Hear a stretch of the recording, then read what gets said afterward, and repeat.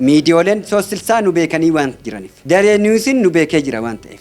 Ankar miidiyaan nu beekee jira waan ta'eef. Isaan hunduu akkuma OMN nurratti hojjete kanatti nurratti hojjetan. Garaagarummaan jiru afaan qofa. Isaan afaan Amaariffaatiin nurratti hojjetanii OMN immoo afaan Oromiffaatiin Oromoo ta'ee Oromoo fakkaatteetti odeessitoonni isa keessa jirtu odeessitoota diina Oromoo Finfinnee keessas teessee Finfinneen alas teessee warreen afaan Oromoo dhiigni isaanii diina Oromootirraa odeeffatanii oduu maddeeffatanii waldaa dargaggoota caffee hojii gamtaa waliigalaati irratti kijiban taan surmaa kan dhugaarraa adda ta'e tokkoffaa loogoo lammaffaa chaappaa keenya sadaffaa su'uura koo hoggaa kurnanarraa gadhiisuu danda'an.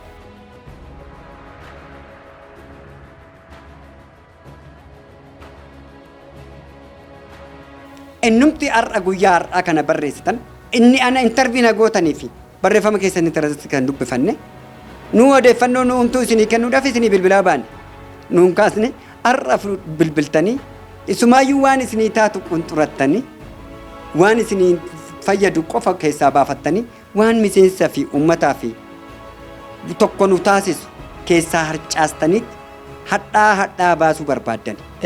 Miidiyaa OMN jechuun miidiyaa guddaadhaa fi ija uummataati baay'ee jaallannaa. Odeeffannoo sana akkuma argin anillee koomentii godheera qeeqeera jechuudha. Wanta dhugaa hin taane miidiyaa guddaaniif miidiyaan uummata kanaa utuma ta'eyyuu Oromoo cabsuudhaaf yaaluunsaa akkan miidiyaa sana jibbuuf tuffadhu taasiseera. Ammas abdiin qaba miidiyaan kuni waaldaa kana dhiifama hin gaafata kan jedhu abdiin qaba. Sababiin isaa dogoggora isaa waan argate natti fakkaata tokko oduu qabatamaan taane dhiyeesse. Mana waliin jireenyaa uummataaf kennina jechuudhaan nama walitti qabe kan jedhu ture. Waaldaa kana wajjin walii galtee mana waliin jireenyaa hin qabnu. Kondominiyeemii waan jedhu walii galtee hin qabnu ani miseensa kun dogoggora miidiyaa kanaati. Haala qabatamaa as jiru ani yeroodhuma mana kireessatanii qorkaarraa qoree jiranis nan deddeebi'e asis nan dhufa. Dhugaadhumaan hojiirra akka jiru hin argina. Yeroo ayyaana gurguddaa tokkootis wanneen dhiyeessu argaa jirra. Horii qalmaatas midhaan mana daakuu kanas gatii gadaanaadhaan hundumayyuu hojii akka hojjechaa jiru argaa jirra. Arguun immoo iyyuu amanuudha. Yeroon dura dhufu akkanatti dheegeen turre yeroon dhufee ilaalu immoo wanti isaa keessa yeroon ilaalu waldaa hedduu keessa deemee ilaaleera. Biiroolee maalillee waldaan hedduu biiroo akkanaa hin qabu. Iddoo mijataa ta'ee keessummeessuu irratti illee waan akka qilleensa wayii irratti qaruu kuni qabatamaadhaan kanan argee dhufee ilaalee biiroos ni qaba. Haala akkaataan itti nama keessummeessanis akkaataa gaariidha jechuudha. Wanti irra dubbatamu takka illee hin jiru jechuudha. Kuni oduu gandaa yoo ta'e malee wanti biraa wanti kana xureessuuf dubbatamu waa takka illee hin jiru gama kootiin. Qabatamummaadhaan dhufanii ilaalanii wanta fayyadamuu qabanis qaama dhimmisaa dhaallatu wajjiniin haasa'anii fayyadamuu qabu. Dargaggoo Oromoo ta'e immoo Oromiyaa keessa kan jiru information kan qabutti akka naannolee Oromiyaatti biraanchii garaa garaa banee jira. Waldaan dargaggoo Oromiyaa kun iddoo jirutti dargaggoon Oromiyaa hundinuu fayyadamaa ta'uu qaba jennee itti amana.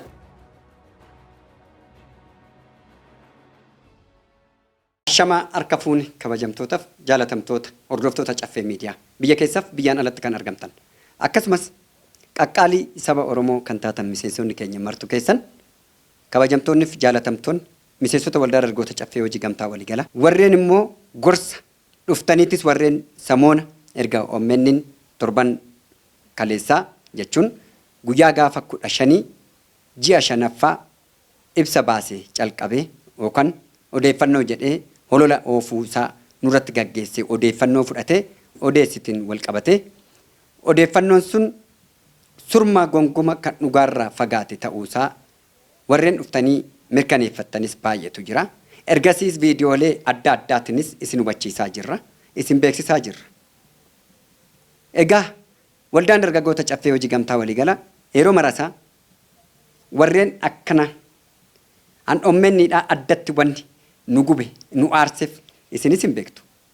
Miidiyaan OMN waggaa 3 har'aatiin dura warri beektan hundi keessan sagalee ummata Oromoo, sagalee ummata cunqurfamee, sagalee ummata kufee dhiiga jigee ture.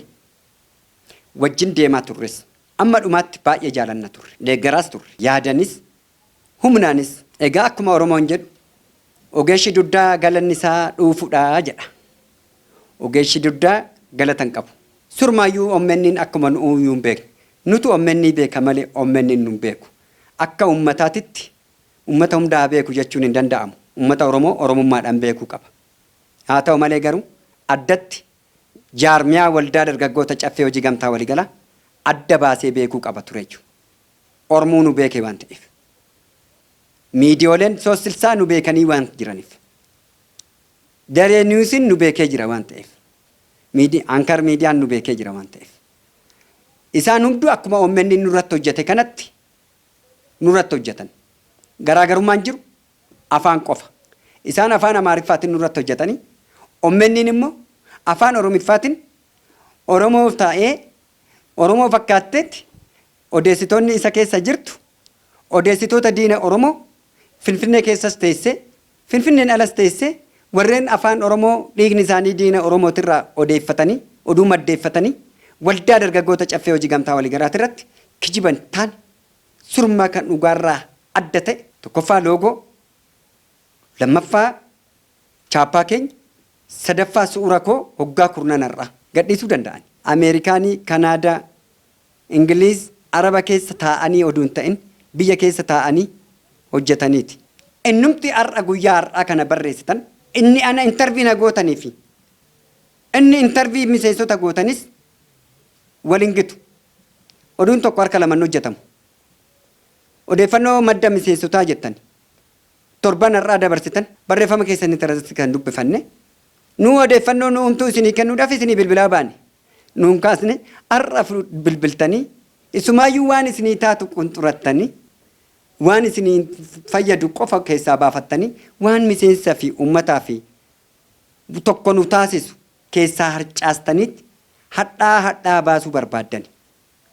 ammas dogongorarra jirtu harka keessan dhibba keessaa dhibba waldaa dargaggoota caffee hojii gamtaa waliigalaatirra kaasaa waldaan dargaggoota caffee hojii gamtaa waliigalaa koree qaba gorsitoota qaba ayyuudhaan kan marfame yaa'ii waliigalaa qaba ji'a sadiin dhaqaa galaa peejii keenya jala Oromoo cabsitanii walitti nu buustanii nu diiguu hin dandeessan kuni waldaa dargaggoota caffee hojii gamtaa waliigalaa ijaarama isaa mul'ata irratti hundaa'ee labsii 985 muraa 2009 irratti kan hundaa'e qabna waldaan dargaggoota caffee hojii gamtaa waliigalaa akka karoorota kaanititti hojiiwwan kaan karoorfatetti mana jireenyatis of keessaa qaba ijaarama mana jireenyaa miseensota isaatiif gaafatee waan hunda fixannee jirra dogongoraa fi ammas holola ta'een isin hubachiisuu barbaada tokko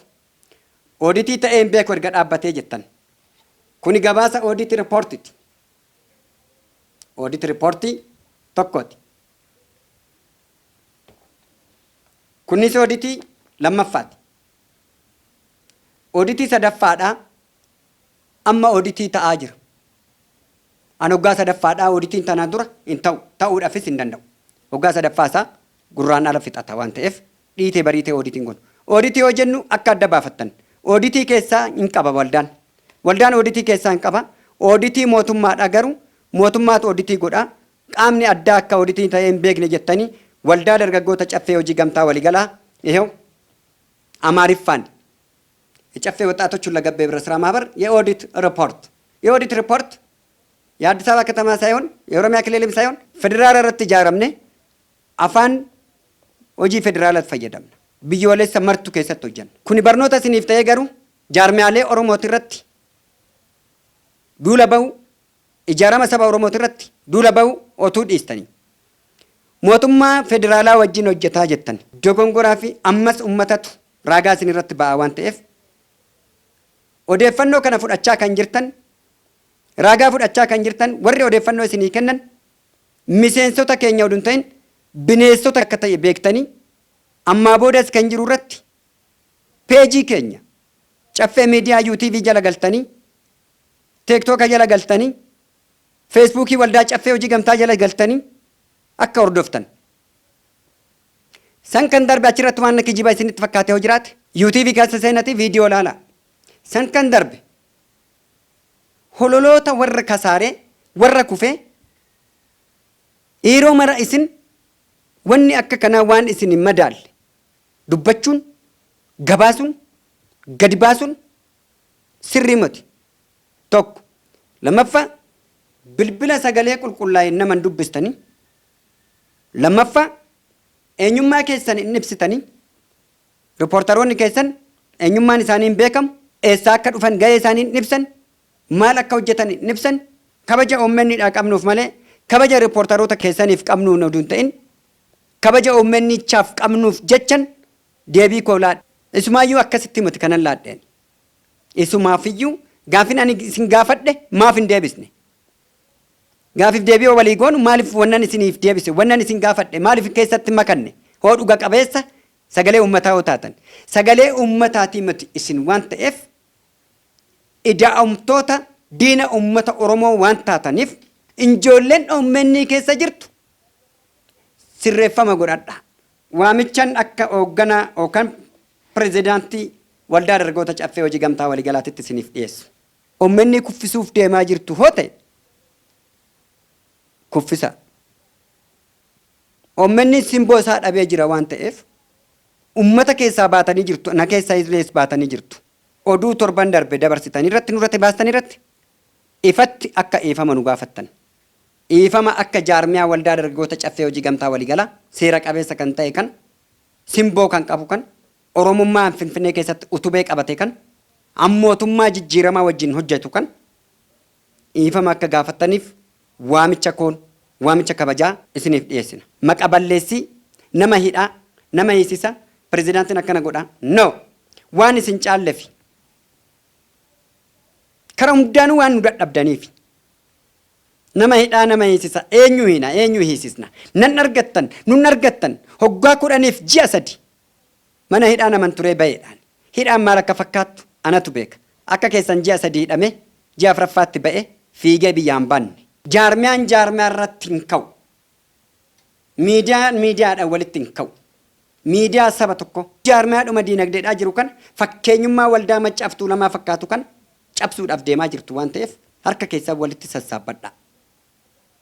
Waldaan dargaggoota caffee hojii gamtaa waliigalaa akkuma hin gadda sartifikeettii koolaatiraal sartifaayidii 3 isinitti agarsiise gara baankiitiin hoggaa 1ffaatti hoggaa 2ffaatti hoggaa 3ffaatti waldaalee 106 keessa 2ffaa 3ffaa 1ffaa baanee jirra.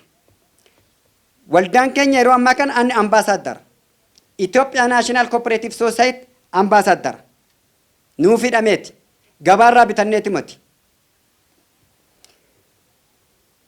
Oduma mortuu hortuu nortii jedhe. Morri keessan yeroo marasaa na jabeessa. Torban dabarte irratti miidiyaa keenyas jabeessitanii anas na jabeessitan. Miseensis dhufee mana isaa akka laallatu na gootan. Galatoomaa garuu boruu keessaniif yaada. Miidiyaan OMN ammas taanan gadoof buusuu hin qabu. Nama rara. Miidiyaa sagalee qabu. Miidiyaa uummata Oromooti. Simboo ofirraa cabsaa jirtu waan ta'eef nuun qeeqamuu keessanitti baay'ee gaddina. Nu qeeqxanii nu cabsuudhaa deemtanii nu bittinneessuuf deemtanii waldaalee baay'eetu jira. Waldaaleen maqaan isaanii hin ibsamne waan adda addaatiin kan jiru. Nuumtuu ol baanee nuumaayyuu gadi qabuudhaaf deemtu taanan dogongora guddaadha. Paartii eenyumaatirraa waldaan dargaggoota caffee bilisa.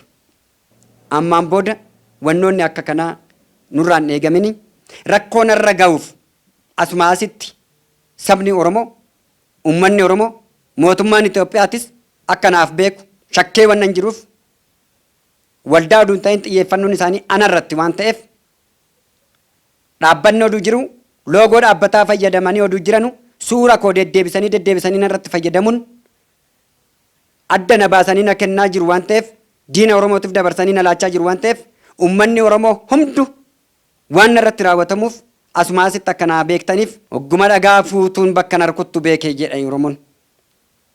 Ogguma dhagaa lafaa kaastu bakka narkuttu beekee jedha. Diinni Oromoon hin dandeenye. Amma kara kanaan natti dhufan waan ta'eef sanyii yoo cabsitan jaarmiyaan dargaggoota caffee hojii gamtaa waliigalaa itti fufa. Waldaa maccaaftuu lamaatirraa waldaan dargaggoota caffee hojii gamtaa waliigalaa dhufnee jirra. Waldaa dargaggoota caffeetis fuudhee kan ce'u hin jiraata. Jabaadhaa qaqqaalii saba Oromoodhaa. Miseensonni keenya martu keessan bakka jirtanitti tasgabbaa ilaalcha isaanii engaddaatiif kanarraa wal bira qabaa madaaladha. Galatoomaa